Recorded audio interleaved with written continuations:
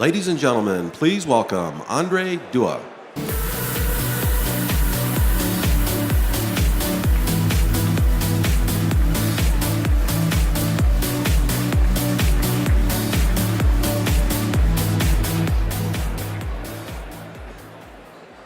It would be nice if you could sort of pick your own song before you walk out, I think. I want to just start by introducing myself and then introduce the panelists. So thank you for being here at the lunch today. I'm Andre Dua from McKinsey, and we've got four really interesting panelists today to talk about the topic of the future of work is now. And first, our first panelist is Marco Zappacosta. He's the co-founder and CEO of Thumbtack, which some of you will know as a workplace for local services. A couple of things I think are really interesting. They have on this platform 250,000 local businesses, which provide services like home services and event services. And he's been working on this overnight success for 8 years. He's raised $250 million and has a team of 500 between Silicon Valley and Salt Lake City. So he's really, in some ways, a hometown boy now. The second person I'd like to introduce is Diane Adams. Diane is the CHRO of McGraw-Hill Education. She's the author of It Takes More Than Casual Fridays and Free Coffee, Building a Business Culture That Works. Her great passion is building great cultures, and she's done this at places like Click, Allscripts, and Cisco. Our third panelist today is John Palmer. John is the Chief Learning Officer of AT&T, and he manages $250 million in annual investment in learning and development.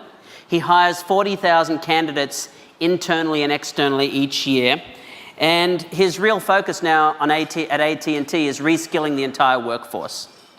And last but not least, I want to introduce Rick Levin. Rick has been the CEO of Coursera since 2014. He was the president of Yale from 1993 to 2013. Prior to that, he had a real academic career as an economist, and he's probably been on more public service, corporate advisory, and nonprofit boards than I could mention if I started using the rest of the time. But so there are four illustrious panelists, and I'm very excited to welcome all four of them to the stage to join me for this session.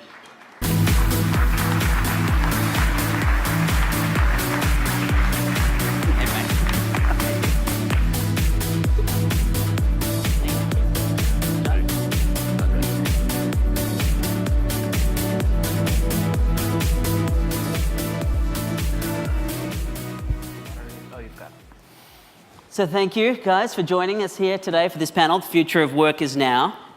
I thought what I might do is start with a few brief opening remarks and then start with some questions, none of which we've discussed before. We'll see how that goes. So look, just by way of context, I think a lot of the discussion we've been having at this conference so far has started to touch on the fact that work is already drastically changing in many ways. And I think we all know the forces of trade and technology have been changing. And just to give some examples, as many of you will know, manufacturing jobs in the US are down by about 7 million in the last 30-odd years. And on the other hand, there are new jobs for which there are great shortages. For example, there's about a gap of 1 million unfilled computer science positions in the country. But on top of that, I think one of the things we'll talk about today is the nature of automation, AI, machine learning, as Joe was discussing. And we at McKinsey have done some work which says with technology that's available just today, that 45% of activities that people are paid to perform could be automated.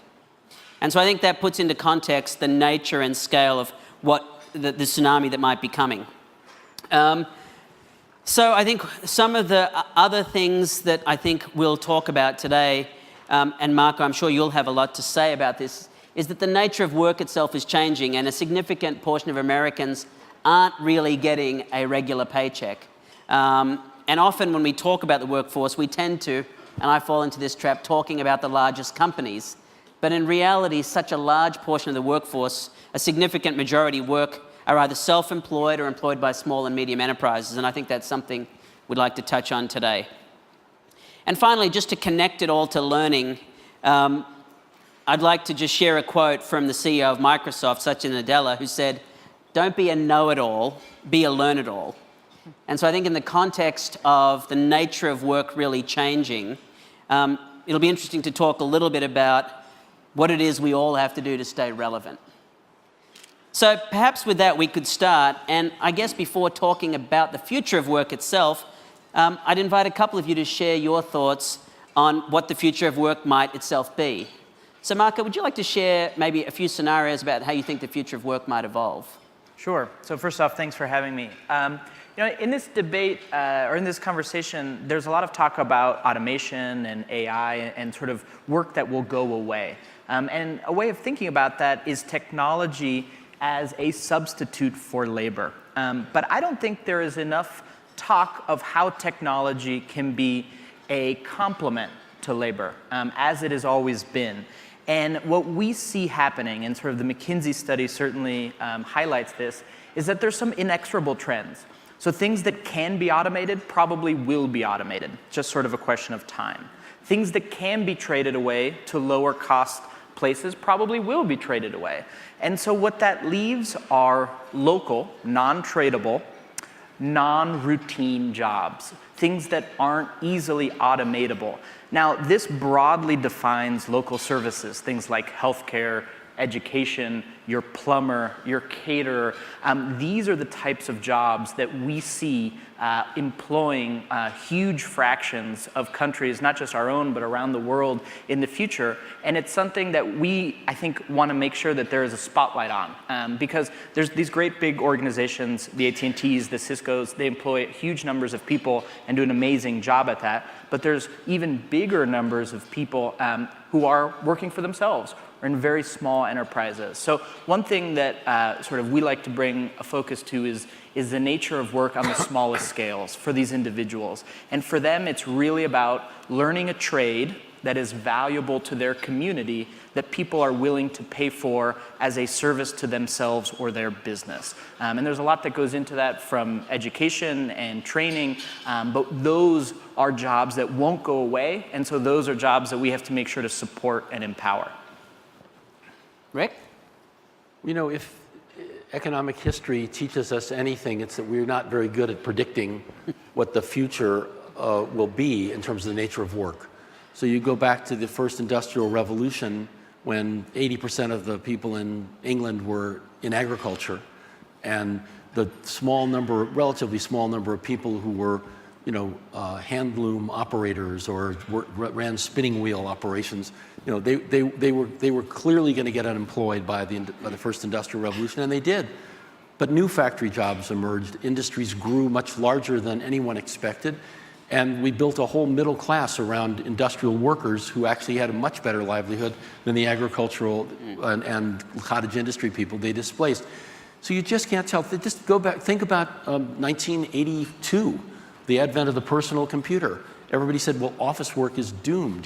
Secretaries and assistants are going to be so much more productive that we'll need way fewer of them. Well, guess what? There's more office workers today than there were 30 years ago. So it's very hard to predict. I do think Marco's onto something conceptually when he says, there will be forms of services that will grow. That's surely the most likely candidate, but it's really hard to predict. And you may say, just because AI is capable of putting people out of work, the jobs as we define them now, doesn't mean that human imagination won't think of other things to productively do.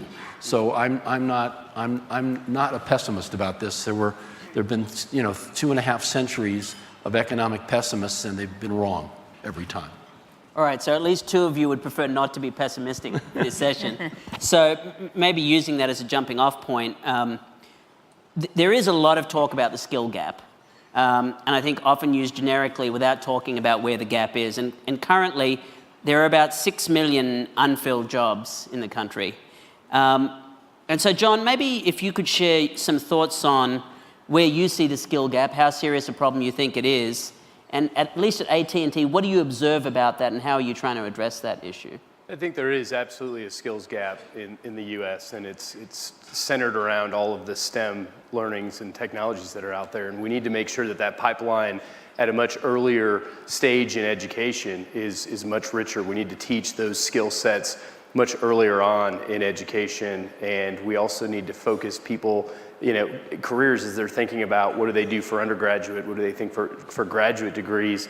Then that STEM space is one that is an absolute necessity for businesses to be able to farm from, and that is only going to continue to grow, in our opinion, especially as technologies change. I think it's also interesting to note that there is skills gap in the existing workforce as well, and that's one of the reasons why we're taking on a fairly large reskilling effort of our own internal workforce, because there is not enough skill sets outside of AT&T to be able to hire the type of talent that we need for the jobs of the future at the scale that we're at. And we also don't want to lose the great culture that our employees have built within our corporation. So that's why we are reskilling our workforce. We have significant programs, significant external partnerships, one with Coursera as an example, where it allows employees to be able to opt into what job of the future they want. It's all about being transparent to employees about what skill sets we're going to need today, tomorrow, and 5 to 10 years from now, and then giving them the tools, resources, and education curriculums to be able to engage in and actually transform their skill sets. Speaking of an audience we don't normally talk about, so you tend to talk about the group of people who are post-secondary educated, but if you really stop and think about it, 30% or less of Americans are post-secondary educated, which leaves a lot of people. And the jobs you just talked about, many of them require skills which do involve post-secondary education. So, and I want you to talk about a little bit about this, right, and how we solve this issue, because talking just about the people who go to college either now or when they're in their as working adults is a whole different thing, and it leaves ignored a big part of the problem, right? And I think that you don't need to always look for that post-secondary degree that's out there in these spaces and many spaces out there. I think that the educational system needs to become more affordable, more flexible, and more accessible for everyone. And you can think about lots of different models. There are certification models that are out there in unique spaces where you don't have to go and commit that 2-3 years to get that degree, and you can actually just become a specialist in that space. And that's one of the things that we're exploring across our workforce, and one of the tools that we're opening up to our employees to say, you don't have to have that master's in computer science, but we really need you to be certified in this particular area, in data analytics, in cloud computing, pick whatever topic is out there. And as people become more in tune with being flexible with their learning, and as there are more tools and resources that are out there that people can engage with, then I think that you will start to unleash this concept of a culture of continuous learning. And employees and employers will start to better understand the fact that there is not one skill set or one thing that we want our employees to be trained on.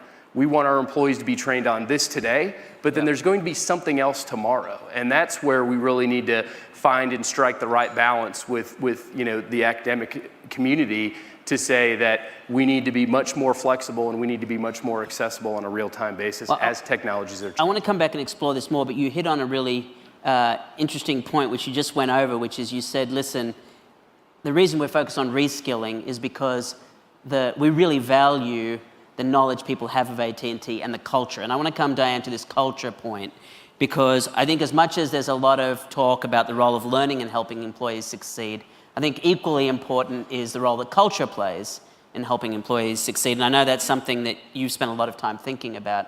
So perhaps you could share some thoughts. All right, so great, thank you. So I do have a lot of passion relative to culture and the role that it plays in organizations and us being at our best. I think I'd like to highlight 3 areas of culture that I think are really critical. The first thing that I would say is when you think about culture, it really is a driver of business results. The second piece is you've got to be intentional, as I'm sure you are at AT&T. You've got to be intentional in terms of what you're creating.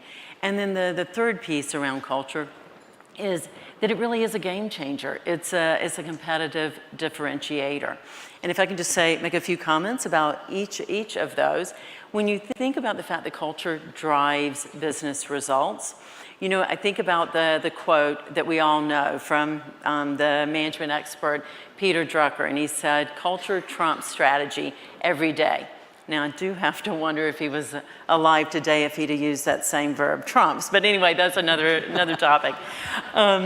So you think about his comment, and then there was a quote one time from the previous Saks CEO, and he said, you know, it's the people, it's the leadership, it's the ideas that drive business results at the end of the day. So if you think about the importance of it, you know, without culture, there would be no innovation, right, in Apple. Without culture, there would be no service excellence in companies like Zappos, my favorite, or Nordstrom's, or the Ritz-Carlton. Without culture, you would not have delivery excellence in Amazon. And without culture, there would be no free bags with the Southwest, right? Like, that really makes the point about how culture drives the business performance. And then, you know, the second point is around being intentional. And if I can give you a couple of things to think about, is the first piece of that is, you know, who are you? What are your values? And always start there. The second piece would be around, do each of you, when you think about direction for culture, or I should say, how many of you have a cultural aspiration statement? Do any of you? Can I see it? So we do have one, so that's a great thing, or two. So you know what, that's awesome, because cultural aspiration statements allow you to be really clear what you're building. So for example, at McGraw-Hill, our aspirational statement is to unlock the potential of every employee so that they're their best, professionally and personally. And we all know the future worker is very focused on being successful, happy in all aspects of their life. And I would just, you know, to close on that, you know, it truly is a differentiator. And I believe if we get the culture right, then your organization and your people are going to thrive. So thank you. Thank you. I want to actually come back to the skill gap issue, because I think one of the critical questions is there are a number of different players here. Obviously, the private sector has a role to play, the educational system, but also government. And government has been trying to play a role through workforce development and other initiatives. But I'm just curious, Rick, if you have any reflections or thoughts on what is the role of government in particular and some of the other players? Yeah, well, the role of the private sector is important because both the training that's done in companies and the training that's done by many of the companies that are reflected here, including Coursera, directly to consumers, are helping to provide low-cost solutions to upskilling. The universities, historically, the elite universities have not focused very much on the pathway from the educational program to the career, except in the professional schools. The undergraduate education is generalist liberal arts, and you know, there's a lot of rethinking going on in state university systems and in you know, the entire system below the sort of top elite universities that may be more vocational relevance in this day and age is a more important thing to do. One of the things we've learned at Coursera, interestingly, is that what learners want and what they will pay for in terms of online education is career relevant, skill development, and not, you know, they're happy to audit and watch the liberal arts courses, but they need the vocational education, and that is beginning to create some shifting of understanding within the university community that the universities have a role to play beyond age 18 to 22. They have a lifelong role to play to help people develop throughout their careers, and that's actually the reason I came to Coursera. I saw a new mission for the university as we know it, and I think, you know, it's taking a while. As universities change very slowly. Now, governments, you know, most government workforce development programs, as you and I were talking earlier, are very inefficient in this country. There are great models elsewhere in the world. I mean, Singapore is perhaps the prime example of a country that is really good at efficiently training people. They for example, have a tax credit program that gives every citizen over age 25 a $500 tax credit toward vocational education, which they can use on online platforms like Coursera, or they can go to night classes at the technical universities or the national universities. So that is working extremely well, and there's a high degree of engagement in terms of just a decentralized incentive for people to acquire skills. They also run some very efficient training programs. They realized they had a skills gap in data science. They came to us 3 years ago, and just after we launched the Johns Hopkins data science specialization, and they said, we want to do this. We want to buy this in bulk. We're going to train 200 students at a time. We're going to mentor them directly. We're going to provide them bonuses for completing the work. And they train hundreds of data scientists, online that way. We could be doing a lot better in this country with more efficient workforce development, taking advantage of great low-cost solutions online. I want to pick up on this Singapore example, which essentially empowers individuals. And I want to even, John, pick up on something you said, which is you still look to see in some cases whether people have degrees. And I want to bring those two together and sort of say, I wonder if we need to figure out ways to empower individuals more generally. And so, for example, what I'm thinking is, in a lot of cases, there probably is more human potential locked up inside individuals who don't have a credential to unlock it. And let me give you an example of what I mean. You might have someone who's a war veteran who's returned from Iraq, who's been involved in supply chain and operations, and their credentials are as good as anyone who's studied operations or supply chain at a public university. Absolutely. Yet they don't have a credential which enables them to unlock their human potential. And what I take away from the Singapore example to bring it back together is that's an example of giving to the individual the power to unlock their own potential and to seek a range of different skills and capabilities. So as we think about the future of work, I'm curious to ask any of you, and Marco, you represent a different kind of atomized workforce, which is sort of empowered. What do you think of this idea, or how can we empower individuals to succeed in a world where there's much more skill insecurity, right? Yes, this is something we say play out a lot. In our world, particularly the home trades, there is a lot of licensing and credentialing involved in being an electrician or a plumber or a tradesperson of that type, but it's very coarse.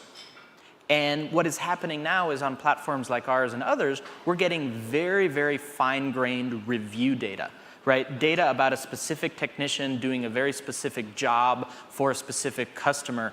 And with that, we believe that companies like us, platforms like us, are creating a better signal as to the quality of the professionals on our platform.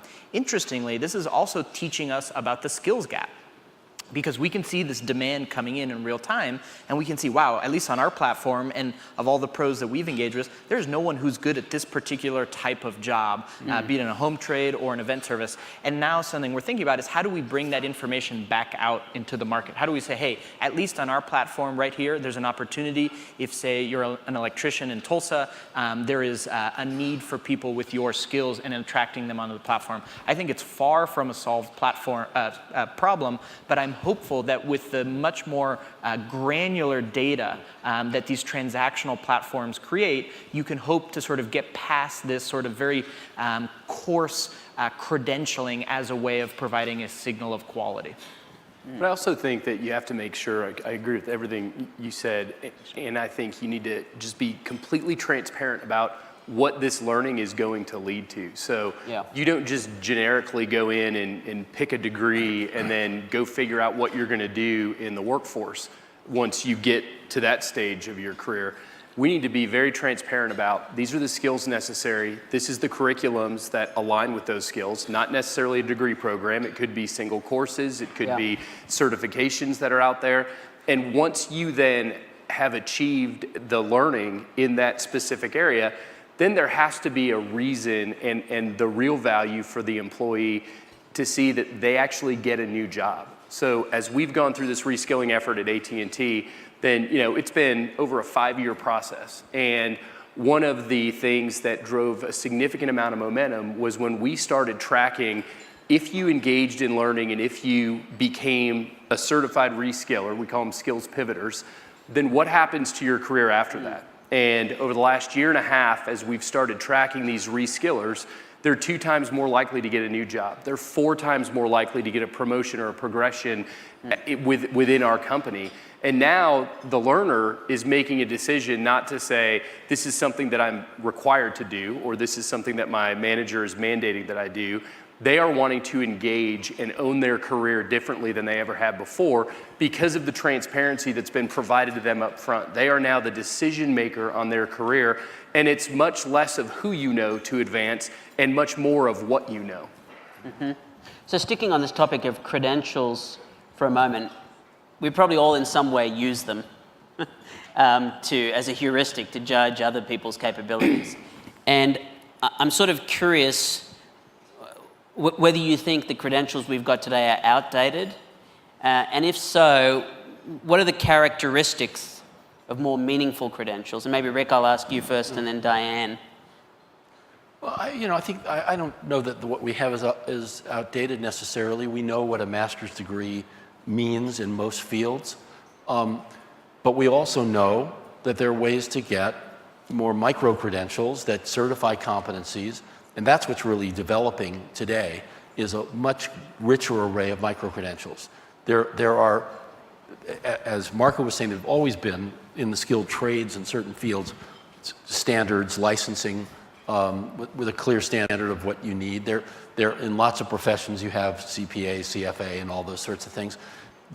What we're seeing now is just a much broader awareness of this, like most of in the IT space where there's all these job shortages.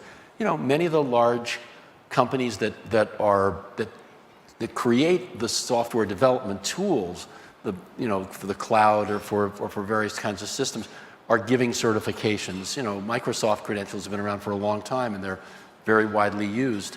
So I think we're just going to see a much richer set of micro credentials available, and employers are going to start to understand them.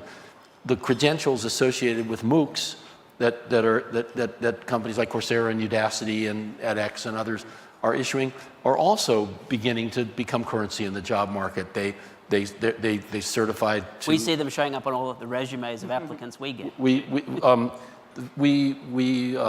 were 2 years ago, the last time LinkedIn counted up where the credentials on their platform were coming from. We were second only to Microsoft. Coursera was number 2. We'll never reach number 1 now because LinkedIn is now part of Microsoft. So I think they won't publish that survey anymore. But so I'm skeptical. But I actually think if you went and hand counted, you'd find we probably passed Microsoft on that platform. So there's a lot of a lot of that is happening. Even college applicants are signaling competencies. I learned that 15% of the undergraduate applicants at Yale this year cited Coursera credentials in their application.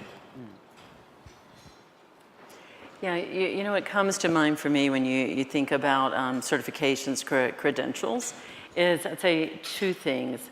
We know for the future that we're going to be looking at these short programs of study where there's mastery of skills and then personalized learning. So what comes to mind, which all of us are involved in, are examples like, particularly with vocational schools. I'll give you an example. McGraw-Hill has just, we're doing some work now with Australia and the vocational schools there, right? So you look at the plumbing, we're creating instructional design for plumbers or electricians. And, that's what I get excited about, which I know all of us do. And then, another one, like on a bigger scale, that to your point, we've had a lot of great certifications in the past, or credentialing.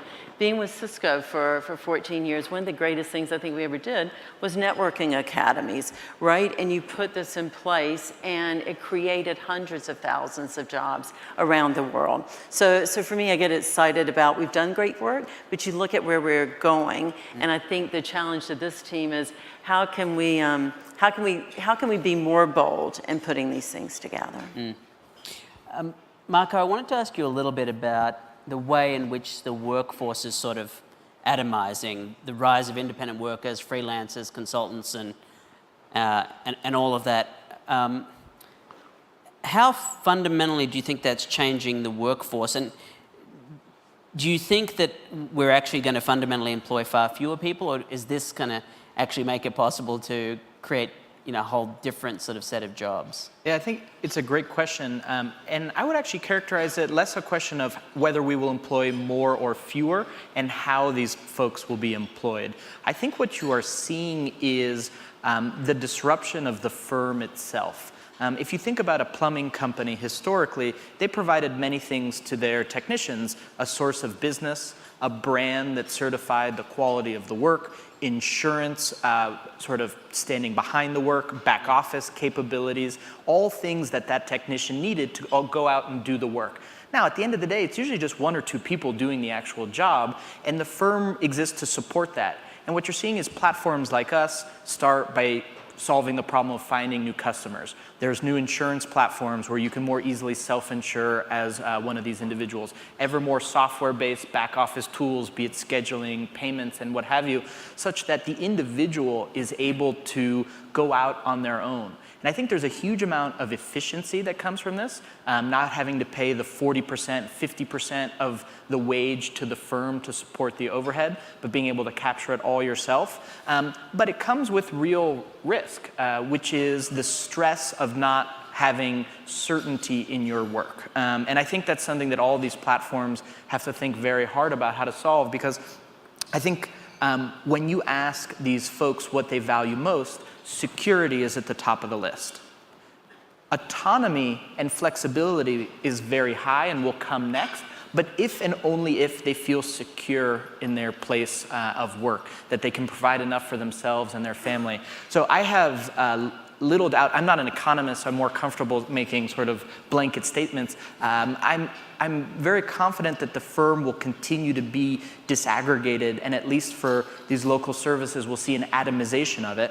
And I hope that we can create tools, both public and private, to provide as much security as possible in this new type of work. Now, it won't be the first time that people operate in this way. Hollywood very much already operates in this way. Journalism operates in this way to a significant degree. So we have examples of it working, but we're going to have to think about how to support it and make it successful.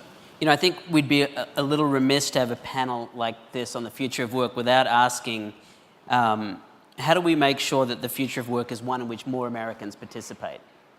And I guess related to that, how do we address the issue of wage stagnation and some of the income inequality? So Rick and Diane, I'd love to just get some perspectives or thoughts on what could clearly be a whole conference in and of itself. Yeah. Of course, the wages and income distribution don't have to be completely coupled, because we do have a tax system which could accomplish a significant amount of redistribution if that's what society wanted to do. So I'll leave that aside, but recognize that even if we are in a regime of constant or declining real wages for the majority of people, that doesn't mean that as long as there's an accumulation of wealth and overall growth in GDP, that you have the opportunity, at least, to have a rising standard of living across the income distribution. We've not accomplished that terribly well over the last 30 years, and we've had stagnating real incomes, both pre-tax and post-tax. There are some forces that I think should, over the next 20 years, put some upward pressure on real wages in this economy rather than downward pressure, and that is the aging of the population. Because there'll be more demand for middle skill and lower skill services as more people age and require the work of younger people to take care of them, and that in itself could put some pressure on wages that helps what otherwise will be a continued, I think, increase in the return to capital. I mean, the phenomenon that Thomas Piketty described, which is happening throughout the developed world, that the way technology has moved over the last 30 years has very much increased the return to capital, depressed return to labor. The aging population will help to offset that, but that underlying phenomenon is still going to be there. Yeah, no, thanks, Rick. And, you know, we're all sitting here because we believe that education is the great equalizer, right? And when you ask about Americans participating and the wage inequality getting better, you know, there are three kind of things that come to mind for me. We're here, a lot of what we're solving, we're trying to solve for education being more affordable, right? We're solving for education being more accessible, and we're solving for education and learning being more personalized to the, you know, for the individual. And so for me, if we do those things, we are going to get there. And I think the other thing I'd say, you know, a lot of passion around the personalized learning. One of the reasons I have moved into education and learning now from being in high tech forever is my son, non-traditional learner, and with all the resources and support, it was still a very arduous journey, right? And so what I believe is if we solve for those things that we're talking about, which we will when you think about the talent that we have on this, I think the future is going to be a really strong one, and we'll get there. Yeah, I mean, I just wanted to comment on one thing there, which is you laid out essentially the assumption about how important education is, which I think all of us would probably subscribe to. And I'm going to offer one slightly provocative thought here, which is if you take the sum total of how much we spend on education, it is a massively inefficient enterprise. And I'm going to say that by just highlighting a couple things. There aren't many different industries where, for example, for each 100 people you take in to sell your product to, maybe 20 or 30 will come out with the product you want. So I'm just saying, if we take 3-year completion rates for community college, 6-year completion rates, and I could go to every different part of the education economy and tell you a similar story. And so there is a real dialogue about whether we ought to invest more in education.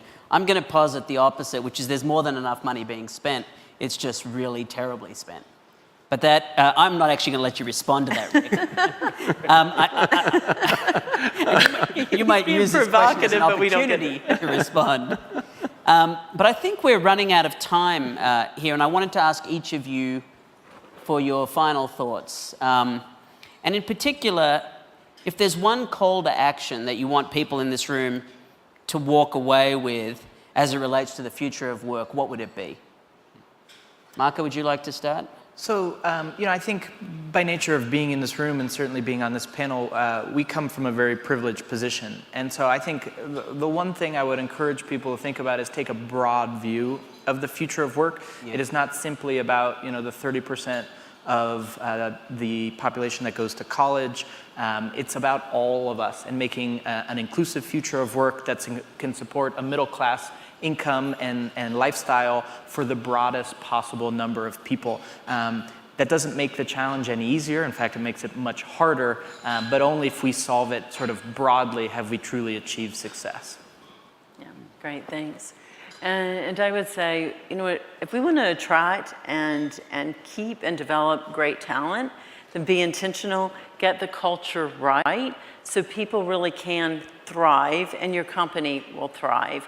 And I think the companies, the organizations of the future will think much more broadly than just the careers. They're going to think about the whole person and how can you help someone personally and professionally thrive. I think that we all need to be very cognizant of linking very specific goals about the curriculums and the outcomes that we're looking at in partnership with businesses so that the future of work can be not so arduous on the actual individual, but that there can be good strategic plans that people can engage in that are affordable, that are accessible, that are very relevant to exactly how they want to navigate their careers in the future. And also understand that learning is not a one-time event. Learning will be lifelong for the future worker. And it could be in many different industries and many different careers for one individual as a result of making all of this effective, relevant learning very affordable and very accessible. I would subscribe to all of that. And I guess my takeaway thought would be worry less about what the future of automation will bring 20, 30 years from now, and recognize that today there is a large skill gap in many technical fields, and that both very high income levels like data scientists and much more moderate income levels like just computer technicians and cybersecurity specialists. And there are there are opportunities to efficiently use, use the educational system to address those needs at very low cost. I'll just take your bait because the only thing less efficient, the thing that's less efficient, well, there are many things less efficient than education. Government would be one, but healthcare would be particularly notable. And because healthcare, look at it this way, we spend 2 or 3 times as much per capita as most advanced countries. Say Australia. With exactly the same outcome. Everybody dies. Just because we attempted to start Sounds like you've had that discussion before. Just because we attempted to start this on a note of optimism, I'm going to end with a note of optimism, which is my takeaway in thinking about this whole area and thinking about the workforce is just how boundless human potential is. That's right. And just how much human potential has not yet been unlocked because we haven't been able to name it or credential it or recognize it. And also just how many people are capable of all different kinds of learning. And in many cases, we come into it with many of the unconscious biases about what people are and aren't capable of. And if we could release more of that, I think we'll find more good things will be unleashed in our learning economy. And with that, thank you everyone for joining us for this panel. Thank you. And thank you to the panelists for joining us. That was terrific. Thanks for having us. Thank you. Great.